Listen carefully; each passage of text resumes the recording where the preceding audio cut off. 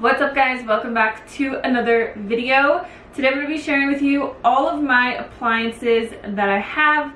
This is not even all of them sitting out here, and I didn't realize how many I had until I pulled them all out from the woodwork. There's a lot. Me and my husband live in a 200 square foot tiny house, so we don't have an oven, we don't have a range or any conventional items like that, so we really get by with using more appliances that are made for specific things. Obviously we have 2 Instant Pots, that's key, but using other appliances that are more specialty, for example like a rice cooker and an air fryer, we don't really have the need for a range or an oven, which it would be nice. I haven't been able to cook muffins or cookies or anything that you can really bake in the 2.5 years that we've lived here, and it sucks. But we'll have an oven soon in our new house that we're building. It's just, for the time being, while living in a 200 square foot house with a 70 square foot kitchen, we don't have a lot of space. With that being said, I have a lot of appliances that are really helpful with obviously eating a plant-based diet. Me and my husband are vegan. I've been vegan for 6 years. He's been vegan a little bit over 8 years, and we cook totally oil-free. So I'll be talking about how some of the appliances can really benefit you when you're trying to cook oil-free as well,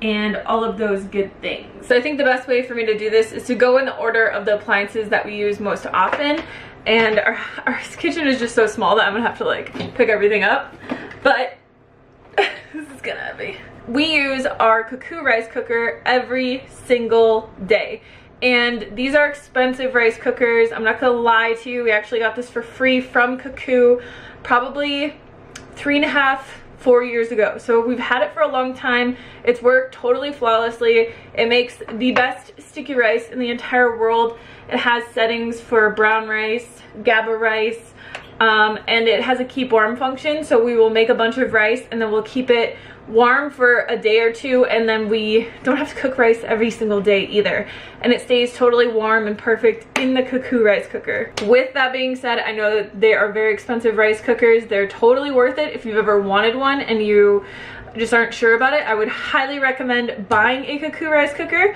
but as I said, they are expensive. So this one I think was about $500 to $600. I know it's a lot of money for a rice cooker, but if you eat rice as much as I do and my husband do, it's totally worth it. We also have an aroma rice cooker that we use that I don't have here right now, but we do have another rice cooker, and we use that one when we travel. That one works totally fine as well, and I think they run about $30. So really just find whatever fits in your budget. If you're not the biggest rice aficionado in the entire world, I would totally just go with the aroma rice cooker or a different brand that's a lot less expensive. I know Tamagotchis are a lot less expensive as well. They're still a little bit higher of a price point for a rice cooker because I think it's a Japanese brand and Cookware is a Korean brand. So these are made by the pro rice eaters of the world. The good thing about a rice cooker is that you can cook steel cut oats in it, you can cook quinoa in it, different types of porridge, and it's not, you don't have to just use it for rice. We actually just use this for rice. So that's definitely the appliance that we use every single day without fail. The other one that we use every single day is our Instant Pot. We do have 2 sizes of an Instant Pot. So we have the 3-quart and then we have the 6-quart, and people are always asking us what the difference is. Obviously the only difference is the size. This one was one of the first ones that we got, and it's a little bit different. The buttons on it are different, the cord's different. This one has a much more sturdy cord. The biggest thing that I see with people in these is they're afraid of them exploding. I've never had that happen. I've never been afraid of that happening. I don't think that it would happen.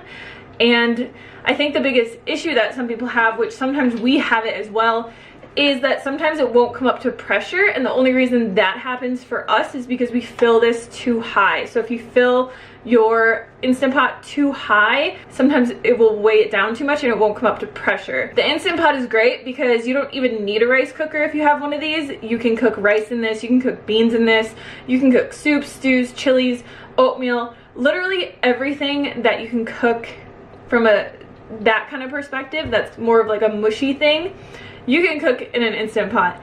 And the biggest tip that I would give you guys is you can go on Amazon and you can buy extra little inner pots. So for us, we have 2 of these in the 3-quart size, and we also have 2 in the 6-quart size. The reason that we got the 3-quart is because for me and Derek, we were finding that we were just making way too much food. So I would say for 2 people, a 3-quart would be a perfect size for 2 people or for 1 person. If you have a family of more than 2 people, you might want to go with the 6-quart. I think they even have, they have an 8-quart as well. And I would get something like that if I had a family of, I would say, more than 4, or if I was doing conventions, or if I had some type of a business. But I think for a typical family, you know, of 3 or 4 people, a 6-quart is totally fine. If you're a single person or a double, duplicate, if you're a couple, I would highly recommend the 3-quart. And then the thing that you can do, like I said, is go on Amazon, buy a few of these extra inner pots, and you can even buy lids for them now. Instant Pot makes their own lids for these. So what we do is I'll make 2 batches of something. I'll make, for example, myself some pea soup, and then if Derek wants something different like corn chowder, I'll make that as well, and then we can just put the lid on it, put it in the fridge. It's just a way to get more variety with a smaller Instant Pot. Or you could cook rice in this and put it in the fridge and then use it as your rice cooker as well. I would say out of all of the appliances that I have, an Instant Pot is probably the one I would recommend the most, other than my Vitamix, which I'll talk about right now. The next appliance I use every single day is my Vitamix, and I mostly just use this for basically everything that you need a blender for. But I also use it as a food processor, so I don't have a food processor anymore. It's great with the Ascent series because they do have wider jars than the original series, which these wider jars aren't the greatest for like smoothies.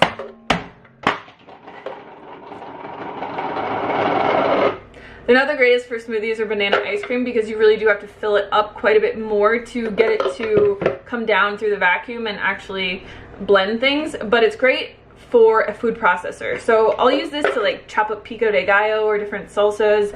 I'll make sauerkraut with this thing, things like that. I definitely use my Vitamix for. And then the other thing that I have for this, which I still want to get the smaller ones, but they have these little blender bottles that come with it.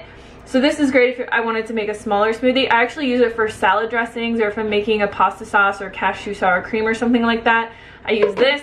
This is a very expensive blender, again, like the Cuckoo. We also do have a Ninja blender.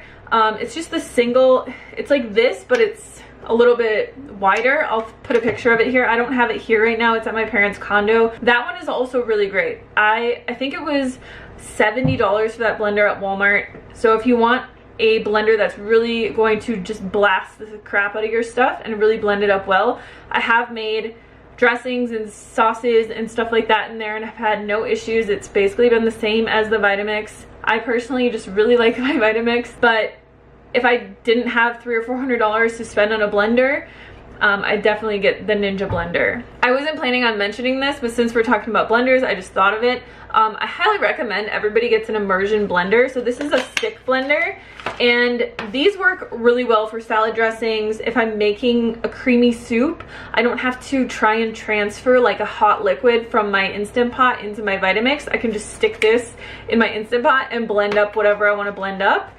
So I use it a lot for corn chowder. I'll use it for pea soup, any kind of like soup that I make. If I'm making a pasta sauce, sometimes I make marinara sauce from scratch. I still like to just kind of blend it up to make it really creamy and stuff.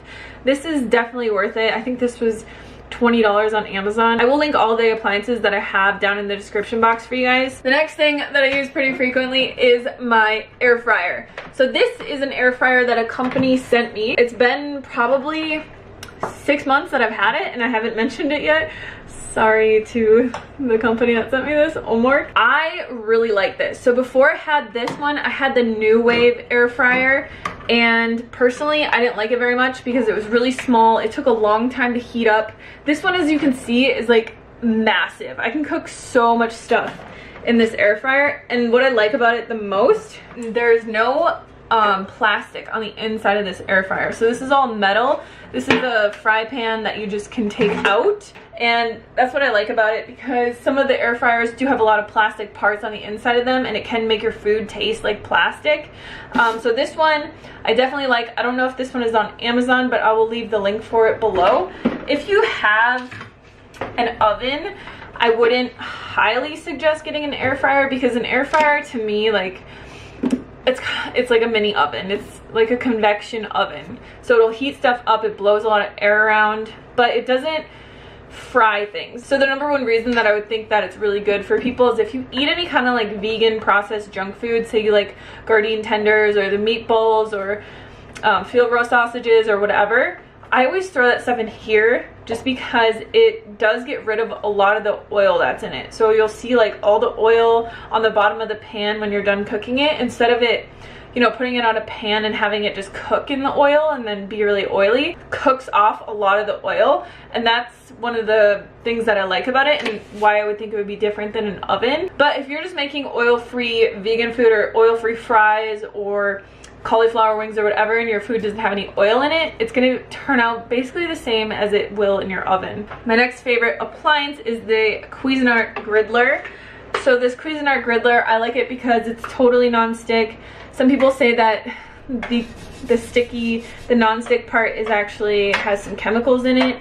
I don't cook on it all that often, so I don't really care that much. I know it sounds really bad, but this thing, I like to cook hash browns on it. I'll cook pancakes on it. The griddle that it comes with has two sides, so you can cook flat things or you can cook, you know, like burgers or something like that on here. You can buy separate waffle plates for it. So I love things where you can make it and it's a multi-tool. Probably because I live in a 200 square foot house, but I really like this because it's different from the George Foreman. I used to have a George Foreman and it didn't have all these fancy components to it. So if you're looking for a good appliance where you can cook really truly oil-free foods on it, I would highly recommend this, because anytime I know that anything is possibly going to stick, so hash browns, I can't cook them in a pan, I can't cook pancakes in a pan because my non-stick pans just are not good enough, so I always cook them on here. I would highly recommend getting one of these. I've seen them in the stores for $170 before. Actually, I saw it at Kohl's for that much money, and I think they're way cheaper on Amazon. I want to say they're like 70 bucks on Amazon at the very most. But again, I'll put the link down below. So this is another one that I get asked about all the time. My juicer, this is an Omega VRT juicer. I don't remember the exact number that goes behind it, but it is a cold press juicer. I've had this for probably 3 years and I love it. It's very easy to clean. It's not like a centrifugal juicer, so it doesn't heat up any of the components when you're making it. And then you can also use this to make nut milk, so I can put like cashews and stuff right in this thing and it will make cashew milk, which is really cool. This is another spendy one. I think it is probably like $200-300, but it's definitely worth it if you like drinking a lot of juice. But it's just something that I definitely get asked about all the time, is what kind of juicer is this.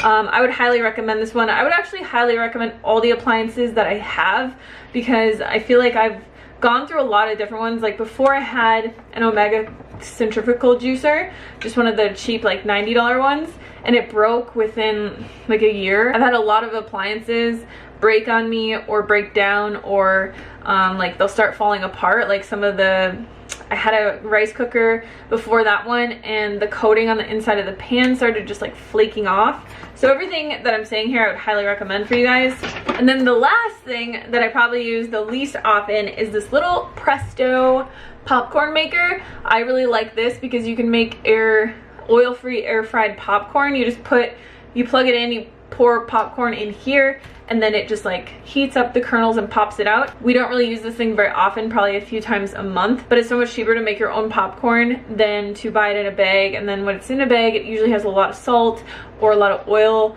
And this thing's pretty cheap. I think it was like 20 bucks on Amazon, so I'll leave the link for that below as well. I had somebody actually ask me on Instagram if I had to choose one or two of my appliances, which ones would I choose.